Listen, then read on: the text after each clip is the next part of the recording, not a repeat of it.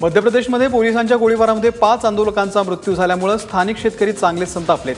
देवासमध्ये शेतकऱ्यांनी पोलीस स्टेशनसमोर उभ्या असलेल्या गाड्या जाळलेल्या आहेत, तर मंदसौरमध्ये शेतकऱ्यांशी चर्चेला आलेले जिल्हाधिकारी स्वतंत्र सिंग यांना सुद्धा मारहाण करण्यात आली आहे। बेरखेडापर्यंत या गावामध्ये ही घटना घडलेली आहे। परिस्थिती आणखी चिघळून जाऊ नये म्हणून मंदसौरमध्ये कर्फ्यू लागू करण्यात आलेला आहे। दरम्यान पोलिसांच्या गोळीबारामध्ये मृत्यू झालेल्या शेतकऱ्यांच्या कुटुंबियांसाठी 1 कोटी रुपयांची मदत मुख्यमंत्री शिवराज सिंग यांनी जाहीर केलेली आहे आणि यानंतर आता मंदसौरच्या डीएम आणि एसपींचं निलंबन हे करण्यात आलेलं आहे।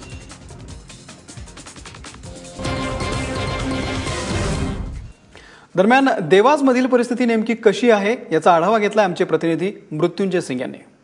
मध्य प्रदेशमध्ये कर्जमाफी आणि इतर मागण्यासाठी सुरू झालेल्या शेतकऱ्यांचं आंदोलन हा हिंसक झालेला आहे। मंदसौरमध्ये 5 शेतकऱ्यांची हत्या झाल्यानंतर मंदसौर, इंदौर, देवास, भोपाल, उज्जैन या परिसरातही तोडफोड आणि आगजनीची घटना समोर आलेली आहे। मी सध्या भोपाल इंदौर हायवेवर आहे आणि भोपाल इंदौर हायवेवर आपण पाहू शकतो रस्त्याच्या बाजूला हे जे आपण बस पाहतोय त्या स्टेट ट्रान्सपोर्टचा बस आहे। हे जे प्रदर्शनकारी होते या प्रदर्शनकाऱ्यांनी हा बस जाळून टाकलं।